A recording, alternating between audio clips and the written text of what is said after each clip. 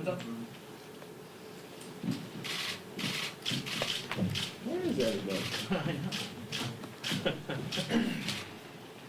Hi, everybody. Thank you for joining us today. We appreciate it. We want to talk about several issues. First of all, Supreme Court nomination. We are obviously very focused and unified behind the president nominating. We're going to be following what's happening in the Senate closely. They ought to move to confirm quickly. We think that the American people have spoken in terms of this election cycle. The president has a constitutional obligation and responsibility to name a justice, and we anticipate in our hearing he will do so.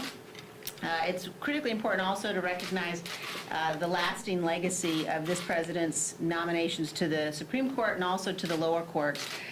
It's been really in coordination with the Senate, tremendous set of progress and achievements, naming judges and justices who understand that the role of the courts is to interpret the law, not to make law, as well as justices who are committed to the original intent of the Constitution and upholding that.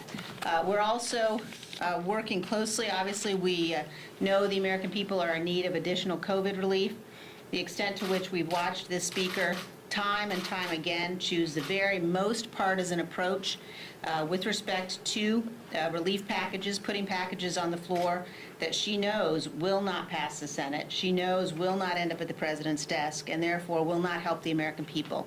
At a moment when people's lives are on the line, at a moment when people's livelihoods are on the line, she's demonstrated again and again a cynical approach to leadership that is absolutely not responding to the needs of the people and putting the people at risk. And so we are very proud to be able to continue to fight this fight, and we have taken important steps to move legislation. One of the only tools that the minority has is a discharge petition, and so it's my pleasure to turn things over now to the Republican leader of the Small Business Committee, Mr. Shavit, to talk about a discharge petition that we've got on the floor shortly here in the next few days. Thank you.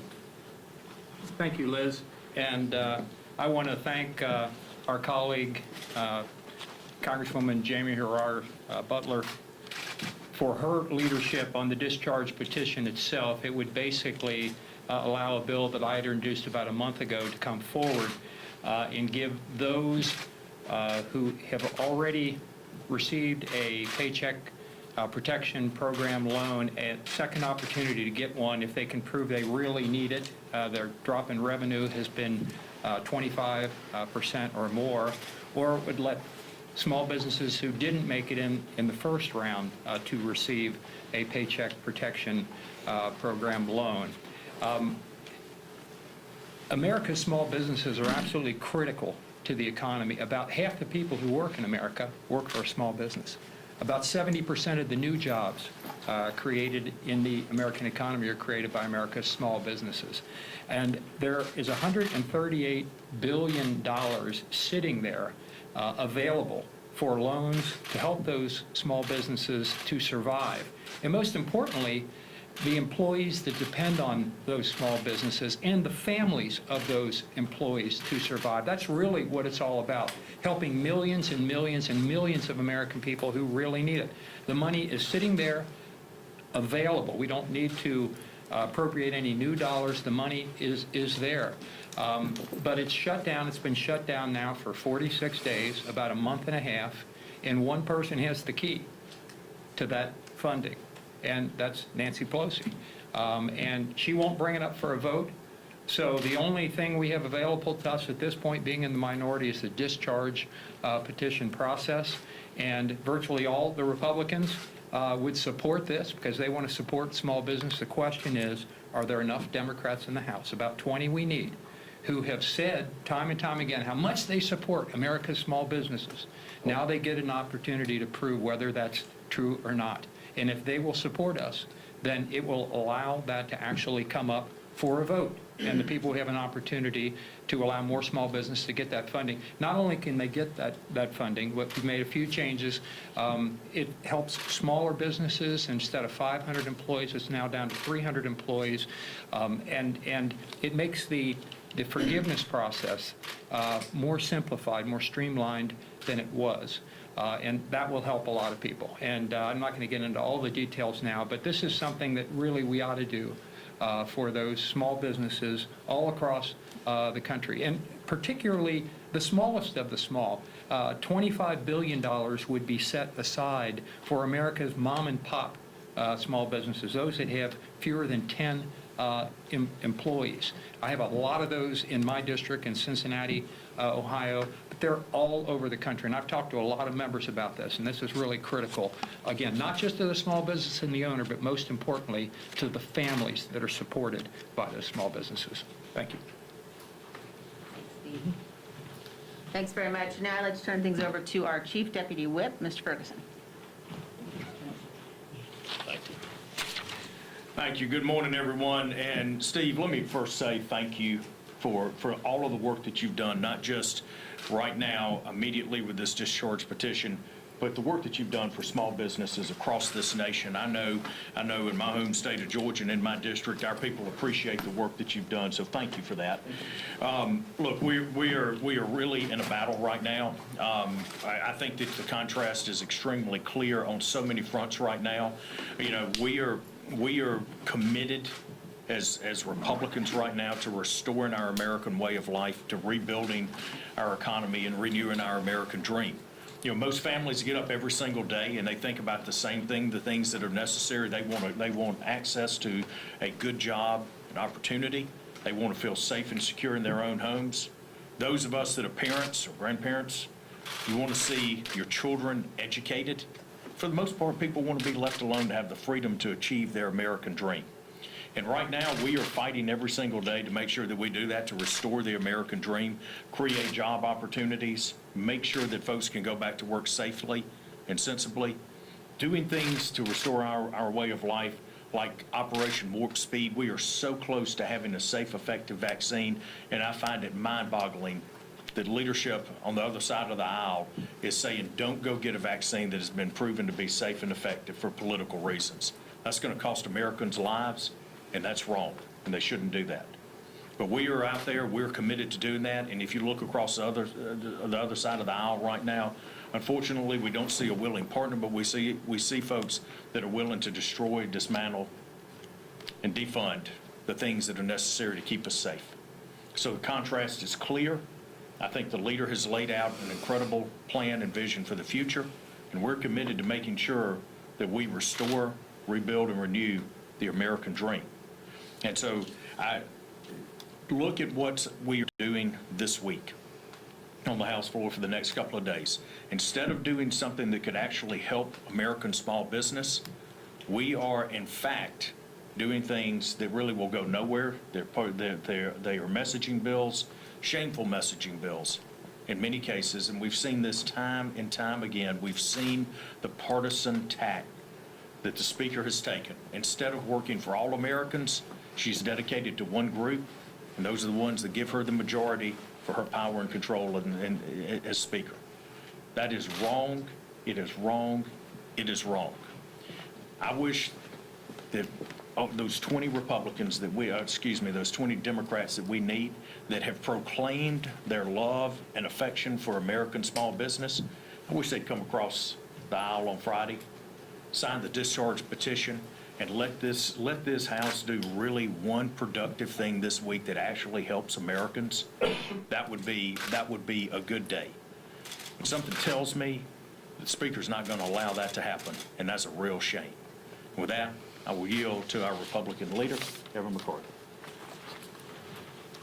Thank you, Drew. I want to thank our ranking member, Steve Shabbat. When we sat and we watched that COVID coming forth from a foreign land, we need to prepare.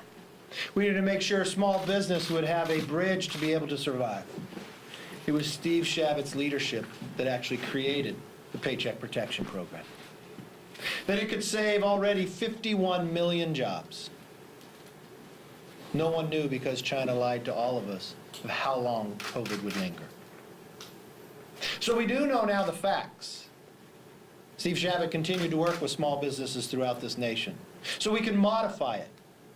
With his work and Chip Roy's, we were able to do that. But now we know that these small businesses, if I just look at Goldman Sachs' 10,000 small business report, it says 36% of small business owners will be forced to lay off employees or cut wages if Congress does not act by the end of September. Well, we have one common denominator, and every time we tried to bring relief to the American public, unfortunately, Speaker Nancy Pelosi always slowed it down. Just getting the CARES Act through, she slowed that more than a week. No telling how many Americans were laid off because of her actions. When we watched how successful the Paycheck Protection Program was, that it was going to run out of money, the Secretary of Treasury came a month in advance to warn us to ask for more money. Not to change the program, but just supply more, so more jobs could be saved. We all know where we were that moment, on late-night television, with Speaker Pelosi in front of her refrigerator, telling the world no. She delayed it even longer, no telling how many more Americans were laid off because of her action. Now we watch that she picks politics over people once again. That she has denied the ability to have a relief package move through. Schumer, because in the Senate a minority could stop even the debate, has not even allowed the debate to come through. We know those who are unemployed need help. We know those in small businesses, that 36% that are going to lay people off or shut their doors. They need help. We know schools need the assistance with protection. But then again, there's one common denominator, Speaker Pelosi. She said back before August we would not leave, but she sent everybody home. She called us back in an emergency, and when Republicans put on the floor resources, PPP and others for schools, the Democrats voted no. Will the other Democrats follow suit? Will they pick politics over people? Will they pick politics over their own constituents? Well, now we have an opportunity, thanks to Congresswoman Jamie Herrera Butler. She put forth a discharge petition, and just so America understands what that is, if the Speaker, with all of her power, and those in the Democratic Party that continue to back her and vote with her, will not allow the idea to come to the floor to help those in need, there's one rule, a discharge petition. All it takes is to put your signature down. It doesn't mean the bill passes. All it means is she can't stop it, that you can debate it on the floor. So this will be very telling. Who controls whom? Do you listen to your constituents? Do you listen to the people who are unemployed? Do you listen to those who need the assistance and help? Or are you right back at the refrigerator with the Speaker, telling your constituents, no, you're picking politics over the need of the people? Well, come Friday, we'll soon learn, because everybody will have the opportunity. If your constituents have selected you to be a member of Congress, they didn't select you to follow Nancy Pelosi, even though every Democrat does. This is the window of opportunity to show that you're different. And yeah, I know they'll probably let a few off, but say, just don't get it to that certain number. So you know what? Let's see how bold they are. Why don't they all go together? It's not about politics. It's about people that are hurting. The same people that Steve Shabbat and Jamie Herrera Butler listened to. They didn't care what party you're in. They understood you're an American and you need help. And that's exactly what we're doing. With that, let me stop there and take some questions. Yes, sir. Speaker, you started out, leader, excuse me, you started off a little bit about the SCOTUS. I just wanted to touch on that. I understand that the Senate is the one who's going to be doing the confirmation, but a bigger issue is taking place where several Democrats are already speaking out about the top contender's faith, her Catholic faith. As a person, That's as a appalling. lawmaker, talk to me. I think as a nation, that's appalling that they would judge somebody by the faith that they have. We have freedom of religion. And the idea that they're going to demonize, and I imagine they'll demonize whoever the president selects. The real question should be, will this person, she or he, uphold the Constitution? And that should be the only question. The president is supposed to move forward, and he will. The Senate is supposed to take the action, and they will. It's the constitutional right, and they're following through. And I'll make you this one promise. Listening to the Speaker on television this weekend. If she tries to move for an impeachment based upon the president following the Constitution, I think there'll be a move on the floor to have her no longer, or the question of her being Speaker. She may think she has a quiver, we do too. We believe everybody in Congress raises their hand and swears to uphold the Constitution. The president did too, and that's what he's following through on. And to think for one moment that they would move impeachment because he's following the Constitution, we will take the movement to remove her from speakership. Yes. So you guys are moving forward with this discharge petition on helping small businesses. Are there other issues that House Republicans could get behind in terms of COVID relief to move forward? Let's say airlines, there's going to be huge layoffs October 1st. Is that something that House Republicans would support? Yes, there are a lot of things that we have tried to move forward and support. Again, there's one common denominator that's stopping all this, Speaker Pelosi. She's done it time and time again. When we moved forward before helping airlines, when we moved forward before by helping the states, there are resources sitting out there. There's more than $130 billion sitting in the PPP program right now. But they cut off the deadline. She will not extend it. There is money sitting in there, more than $100 billion for states, but she will not allow us to move forward with the flexibility. We've tried to bring a lot of these ideas to the floor. When she called that emergency meeting about the post office to supply them with billions of dollars when they already had $25 billion, we wondered if that was the most important. So the only option we had was a motion to recommit, and we put on the floor PPP, we put money for schools, we put money for the states, and the Democrats voted no. They had an opportunity to actually vote with the people.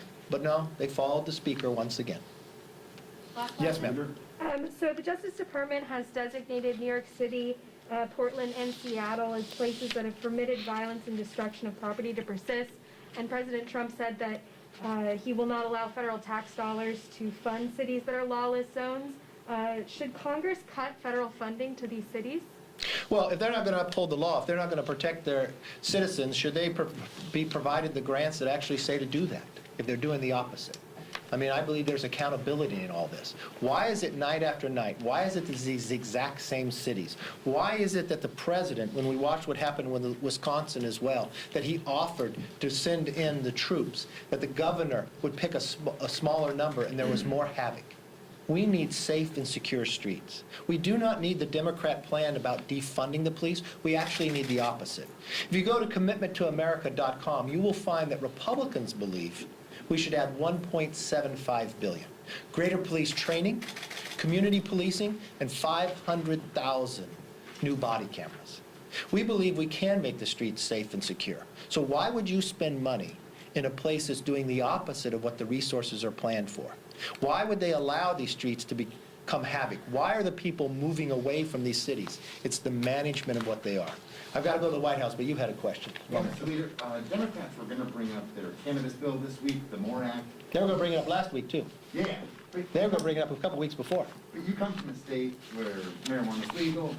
What's your position on that? And what do you think of, just broadly, and then what do you think about legislation specifically? Well, if I watched, and this goes directly back to COVID relief bill.